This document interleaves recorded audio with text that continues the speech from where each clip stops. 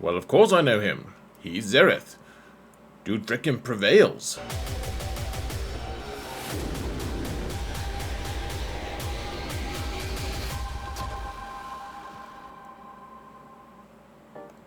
Hello everyone, and welcome to another episode of Zereth Prevails. I'm picking up this old series, trying to finish off all of the Galactic Legends of so you finally have such and such Galactic Legend, so we can move on. Kenobi is one of them that I haven't finished, and he's probably my favorite Galactic Legend, to be honest. So, let's, real quick, folk, just one of you.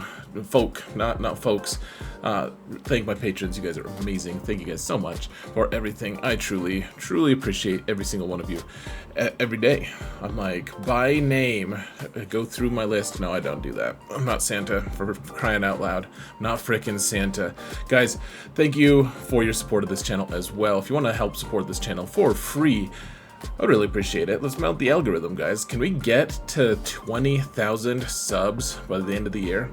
We might be able to. It's a little sketch, but let's do it, guys. Let's try for it. Now, I do have other videos in this series. They're all a little bit older anyways, though I think they give a good solid foundation for what you want to look at. So I'm going to link all of them in the video description. So we have Kylo, Rey, and then I think these last two are my two of my most viewed videos. I'm not sure precisely why the algorithm chose to bestow upon them such a hefty blessing, but they're really good. Obviously, you can see.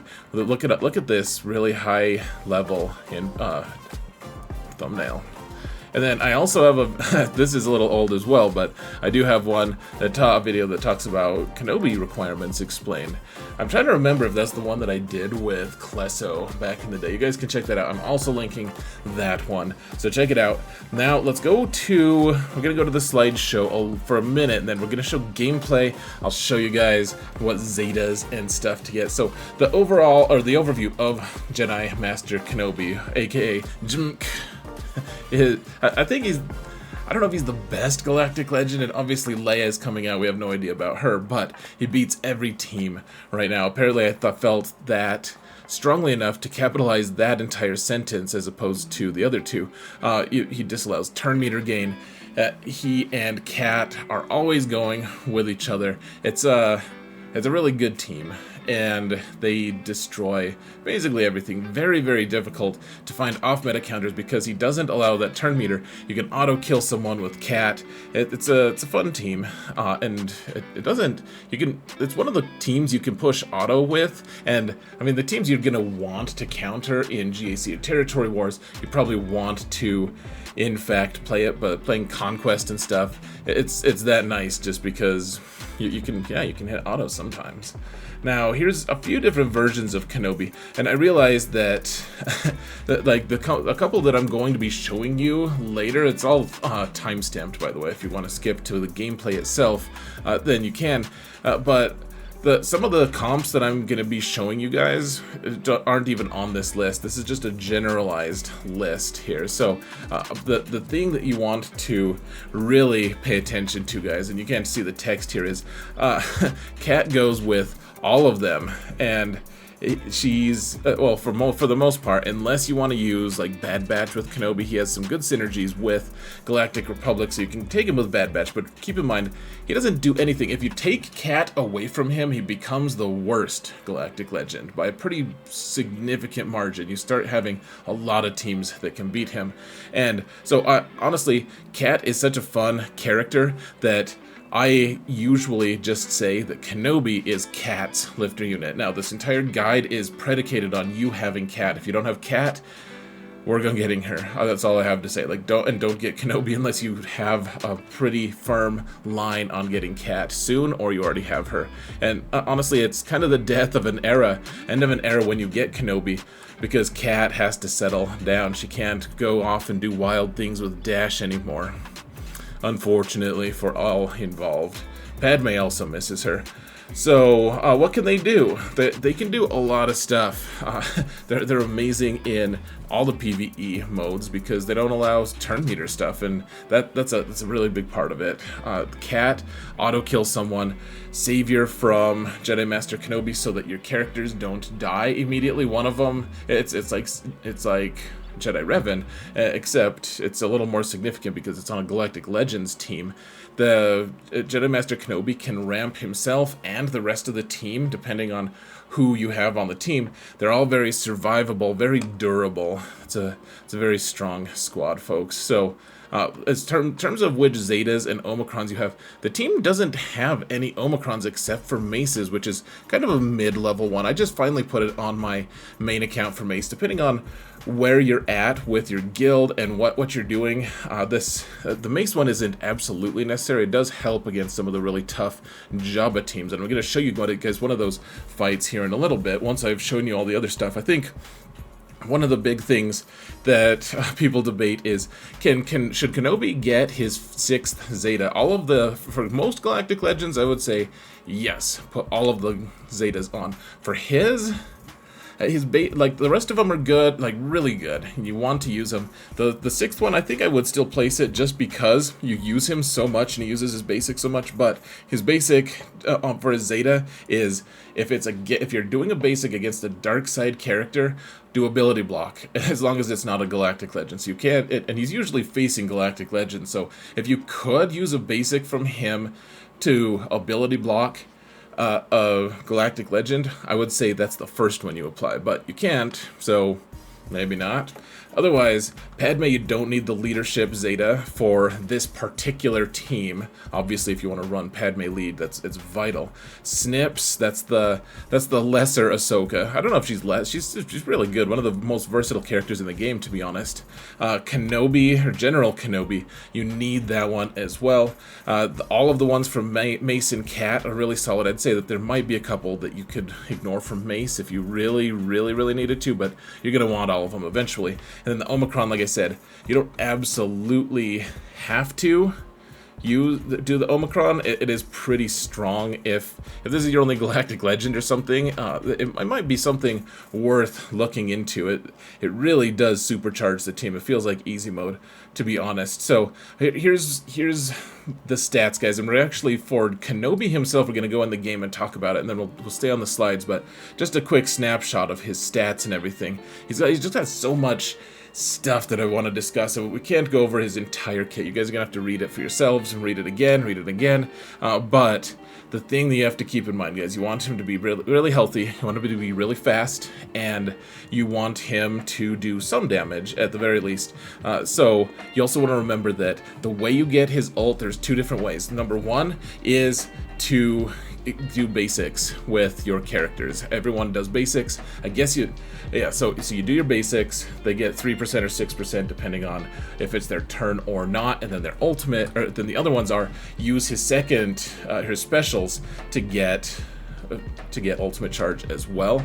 So you can get his ult. You can't charge his ult while he's in his ultimate, though, unfortunately. Like Kylo can do that. He can't. He's not fancy like that. So here, real quick, let's go to the game. Whoa, we're in the game. Madness. One thing I will point out, folks, is that Kenobi's my only Galactic Legend on this account that's only Relic 8. The rest of them are Relic 9, and that's a kind of weird thing to admit, to be honest, just because I use him so much. He's so useful, but you just don't need the extra stuff on him as much as you need the other stuff. Like, you load him up with health, but that's just so people don't focus him down early, because you don't want him to go down. If he dies first, he doesn't use Savior on himself. But like, he gains a little bit more survivability. He hits a tiny bit harder. It's probably the best thing about his relic is the Vractal. which is something I will never forget because my sons really love fractals. So, okay, things to point out for him, guys. First off, this ability is so strong. It's his first special. It's the one, so it applies vulnerable and even stronger healing immunity for 2 turns. That's a really key thing. He needs to be hunting Galactic Legends. He is absolutely a Galactic Legend killer, or you put him on defense and have Galactic Legends really mess themselves up against him potentially. The thing is, so it does that, but then you have a choice to make when you're in a fight. You can either call someone else to assist, or you can call yourself to assist. You do more damage if you call yourself to assist. When you call someone, if you use it at all, you get 12% ultimate charge. But if you charge, if he calls himself, then he gets 12% ult charge. If he's the leader, he gains, which he almost always should be the leader, he gains 24%, which is a really nice boost. And then he also starts to ramp his damage on this after he does 10 different times. He'll stop, but this can start doing a crazy amount of damage long term. This one is the one that's built for Commander Ahsoka Tano. Unfortunately, this is the one that makes Ki-Adi-Mundi really sad. You can't really get around the fact that he was custom built to go with Kat. She's just too strong with him. So he also gains ultimate charge for this depending on how many buffs are on light side allies. So this one charges faster when he's in 5v5, or helps him charge faster, though it seems like it takes longer because there's more characters, of course, to wait in turn. But like he also, it heals them and it resets their cooldowns and it gives them damage immunity, all kinds of really cool stuff. You want to be really focused on who has turn meter on this team, because you can manipulate turn meter in a lot of different ways. His leadership, one of the best things about his lead, guys, and the thing that makes him so relevant against so many Galactic Legends, is this thing at the very bottom. Enemies and allies are immune to turn meter manipulation. Now, this is kind of a weird thing to say because you can still swap turn meter between characters. So Kat has a turn meter swap, Mace has a turn meter swap, and that doesn't seem to be, even though that's, to me, that would be manipulation, that's not something that he seems to count as that. So you can swap turn meter, you can gain bonus turns while you're against him, but the traditional turn meter gain stuff just isn't possible here. The other things, I mean, there's so much going on here. He forces his own guys to taunt, his tanks to taunt, I should say, his Galactic Republic stuff. He really wants Galactic Republic all over with him. And then here's an interesting thing. So at the start of the battle, if all allies are Galactic Republic or light side unaligned force users, which is Kat, of course, the first time another ally reaches 1% health, this is the savior that happens. It only happens if you have Galactic Republic and Ufus. Like, strangely enough, you could put Commander Luke Skywalker on the team and it would still meet the criteria for savior. It wouldn't, I don't know if it would heal. Let's see, the first time another ally, so it would actually just stop Luke from dying too. Not that you would want to do that, that'd be a bad idea, but you could do it. And if we get more light side unaligned force users, that they might potentially be able to go on this team a little bit. But again, like, there's a lot of things that talk about Galactic Republic specific stuff, so you really want to do this. The high ground is his ult, so there's a lot of things in his leadership and even on his other abilities that refer to the high ground. That's his ultimate. His ultimate is a very strong ultimate. It lets you target whoever you want on your entire team. It boosts your entire team. The other piece of it is they also gain, once he pops it with the 100% ultimate charge, then everyone's mastery goes up, which mastery is that awkward thing that you boost whenever you upgrade your relics. You get certain stats increased for mastery, depending on what your archetype is, and it's this whole thing. Essentially, it just makes you do more damage, or potentially be more survivable. It gives you, one of the reasons you would want to maybe take Shock T with the squad is because one of hers is evasion, so if you give her enough evasion, if you give her enough mastery, that'll boost her evasion to the point where no one can actually hit her. It's a really strong defensive comp. Some people time out against it. It's kind of hilarious, in fact. You killed the whole team except for Shock T, and she's just dodging like she never did in the movies. So he does a lot of cool stuff, guys. I would recommend reading all the stuff. When he has the high ground, he dispels stealth from all enemies at the start of his turn. I mean, it's just when he targets someone else, then they gain mastery. If they target him for anything, then he gains mastery. And it's just, he boosts the whole team a lot. And so the whole team really wants a lot of relic levels too, so that they can boost each other with higher relic levels. Yeah, there's a lot going on with him. So let's go back real quick, guys, and talk about these other characters. We're not going to talk as in-depth about the other ones, but I did want to talk about KENOBI specifically there. So here we go. Now, we have Snips here. She is... so that there's so many different ways to mod her over the course of time. The thing is, if you're fighting someone who has Jedi Master Luke, or if you think they're going to use Jedi Master Luke to counter your KENOBI team, then making your Snips super duper healthy, like lots and lots of health, is really gonna make them crazy, because you know, she has way more health than just the 81k. She probably would want more again to counter that, but a lot of times people are gonna try to kill her first, even before they kill Commander Ahsoka Tano, and if they do that, then you know, if they target her, you want her to be thick, so it takes a long time to take her out.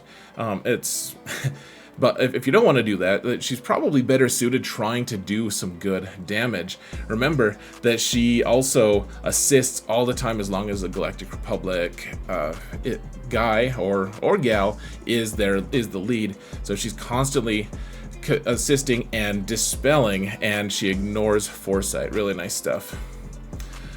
So we have Padme. Padme isn't on every single build, but remember that she plays right into it. She kind of lost her team when KENOBI came out. Everyone's like, oh, well, let's just go with him. He's better, which obviously, poor old Padme. But she just wants lots of health. She wants lots of defense.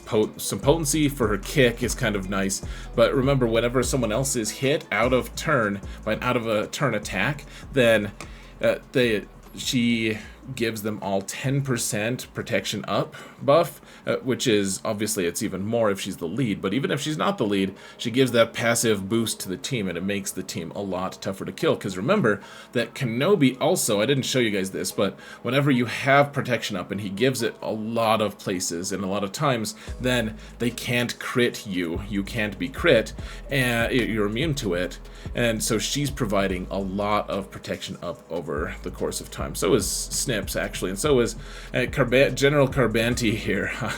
He used to be, he cost 400 Carbanti back in the day, and that was such a crime, a war crime, it felt like back in the day. And now it seems fairly commonplace. You just want lots of health, guys, because of all the protection up that's going on. He's your primary tank. He's the guy who's going to be tanking the majority of your damage. I think I have a speed arrow on him. The thing is, you have to keep in mind, because this team doesn't have any turn meter manipulation, then you're going off of base speeds, and he's pretty slow anyways, so having a speed arrow on any of these guys is not necessarily a bad idea, because you don't want your opponent to lap you. You know, if you're facing a Galactic Legend with really high, when the whole team has a lot of high speed secondaries, then you don't want to be in a situation where you're taking one turn to every 2 of theirs. And remember, he just taunts like crazy on this team, and with all the protection up, tons of health if you can. And then I think ultimately better to have defense sets than health sets. I just happen to have way more health than defense sets available. And then Cat, finally, she's another one that you at different times you want slow Cat, you want fast Cat, you want healthy Cat, you want one that does a lot of damage. She boosts your team. She gives 50% extra offense and extra health to your whole team. It just makes your team so crazy good. Not to mention, she's able to just kill, like auto delete one character, and it's very strong, guys. She can do a lot of damage. She ramps her damage up. She hands turns to people. She does all this crazy stuff.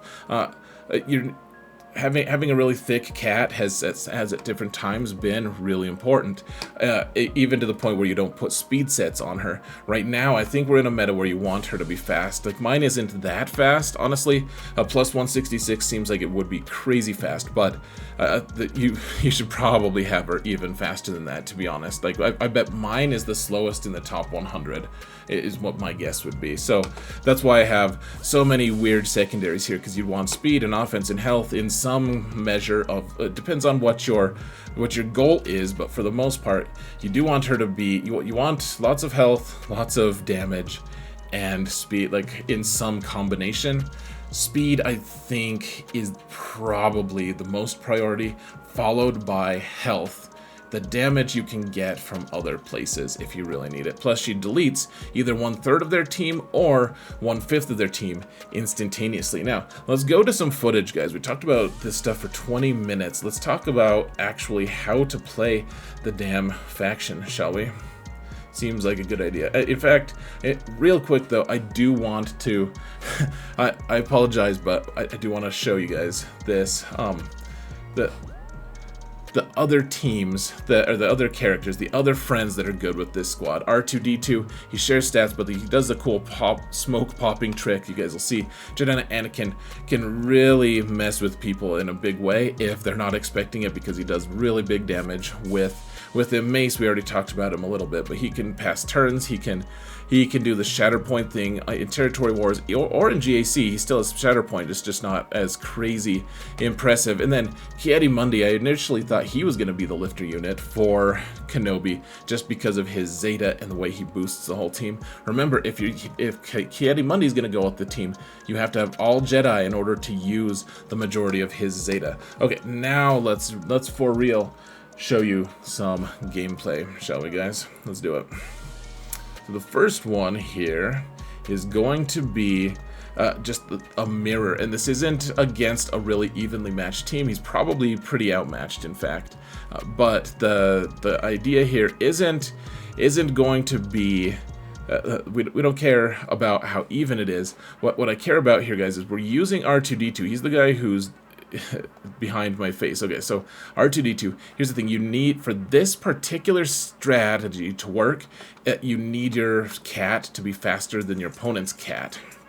And so this is a way to preserve. Usually, if you're doing a Kenobi mirror match, you just have your cats delete each other's Kenobis or something like that. The way you do this, though, is a little bit different. So I'm probably just going to show you the initial stages of this fight. So Kenobi goes, he hands the damage immunity to Cat, resetting her cooldowns, and then she's not going to delete someone yet. So now she goes, she's going to hand the turn to R2-D2 because it's sharing turn meter here, and so he stuns whatever, and then he's going to put smoke on Kenobi. So you can't take General Kenobi here because he's you don't want anyone to be taunting. So no Mace, no General Kenobi. You can't have a tank here. So you put smoke on everyone, and then their cat goes, because she's slower than yours, she just tries to do the one shot on your Kenobi, and it doesn't work.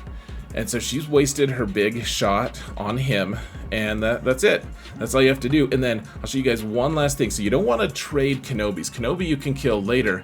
The big thing you really want to do is, because Cat is adding so many stats to your opponent's team, you're going to save it until you get your ult and take out their Cat. And then after that, all of them have 50%, or they decrease by 50% on their max health, and it's way easier to take them out. So that's basically how you do it. I think the one I'm showing you here, I was messing around. I was just. That's probably not worth looking at after that, but I mean, the mirror, once you take out their cat, that's half the battle. That's a really big part of it. Now, we're going to show you a couple things. The most relevant counter right now is how to counter the opponent's Jabba teams. So, hold on one sec. Okay. Alright, so here's the Jabba team. And we're using Echo here. You don't have to use Echo. You could use Padme if you really wanted. You could use Shock T. You could use General Kenobi for that matter. I like Echo, though. It kind of escalates things just a little bit. This is just in Arena. Again, it's not the very, very best comp, though I think You guys can look. I didn't notice. So he has the thick Kron. This is made in the era of the thick Kron, which means they all have a lot more health and protection because of their data Kron. I'm using a more high-powered one where my Kenobi and Ahsoka are going to, and Mace are all going to ramp their damage a little bit. So you want to wait until this. So you remember what we were doing against the opponent's Kenobi team, the JMK counter. This one is a little bit different in the sense that, so in threes, sometimes you want to kill their Chrysanthemum right away. You're going to wait until you get your mini ult, which is just 50% or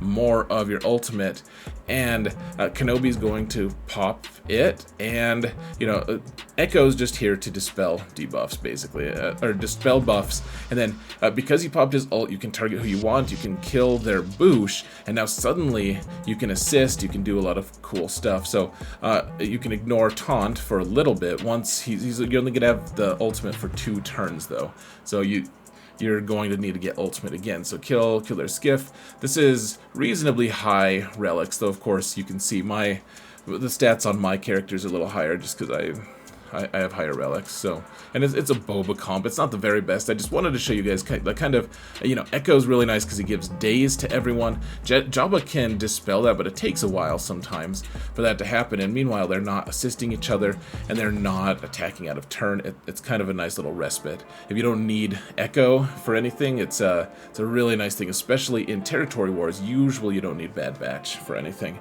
unless you're, you know, the smaller guild you're in, I guess, the more relevant Bad Batch becomes. But anyway, so you're gonna kill Chrysanthemum eventually.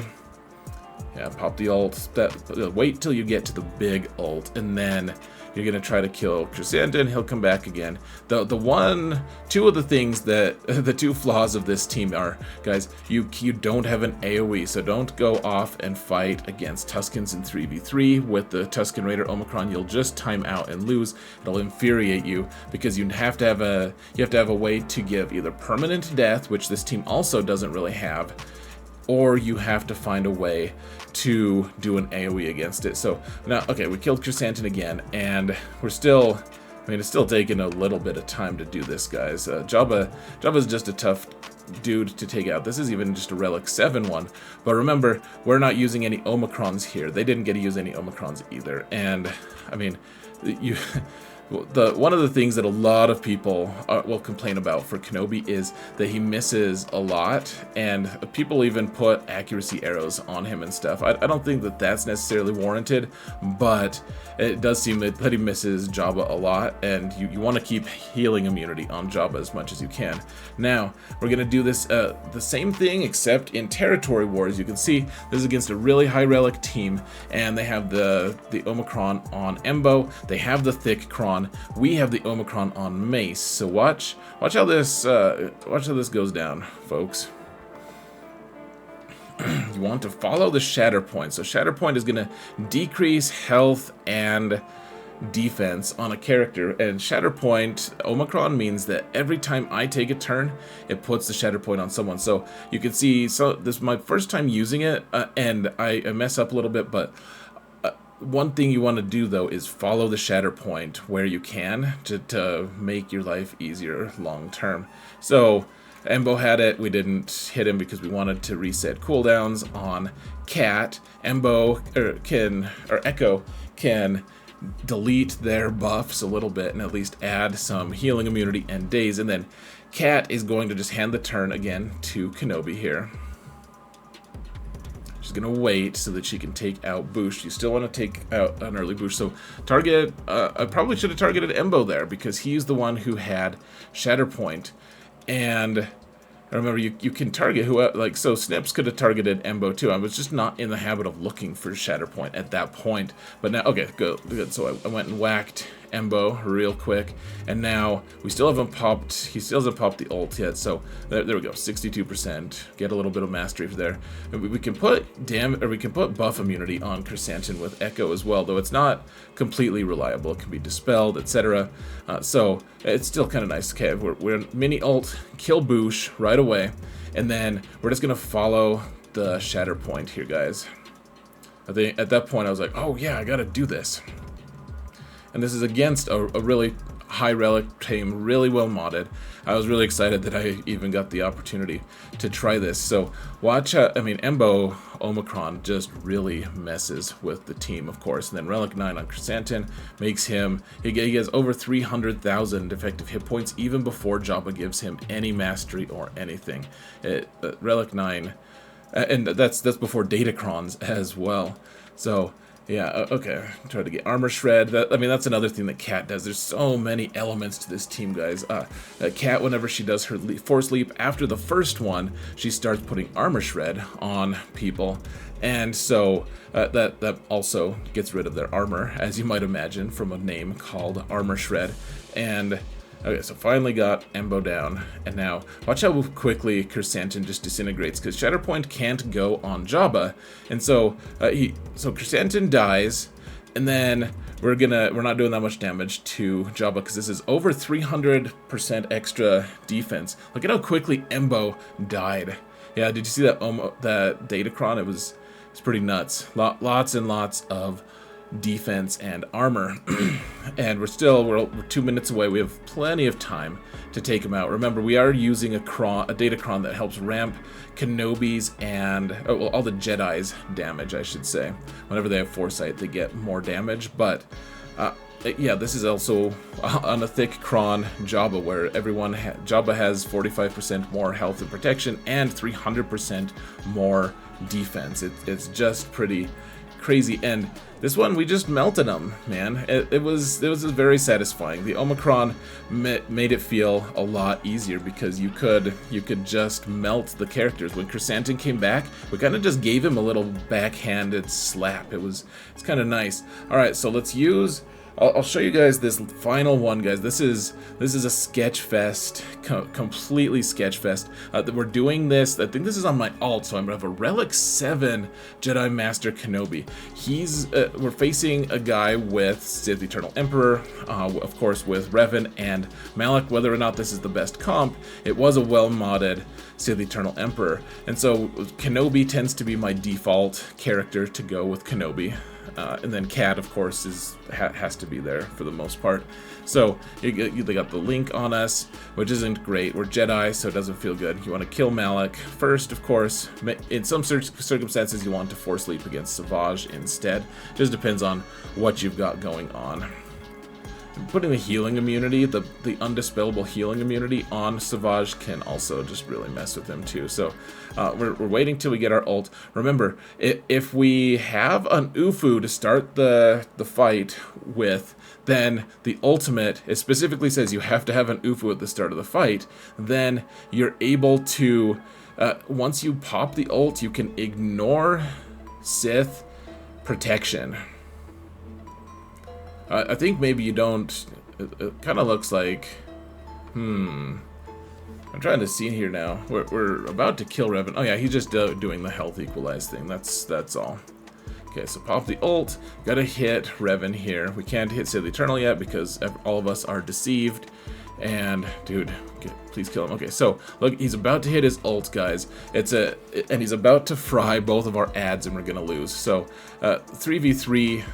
Sith Eternal Emperor is fairly scary, but watch how we can just hit under his protection here and take him out. So that's how you do against him. And that's basically it, folks. There's a lot to say about Kenobi. There's a lot of ways to play him. At the end of the day, use the comps that I showed you. Remember your training. Save you it will. Save you it will. It's there's a lot of different team comps that you can use with it, but for the most part, you're gonna want to use the same old group. And Padme's not doing anything anyway. She can hang out with Gidme, I guess, sometimes. But for the most part, guys, I mean, that's it. Force leap someone, and then start ramping your damage and take them out. Guys, thank you all so much for watching, and remember that in all things, Zereth prevails.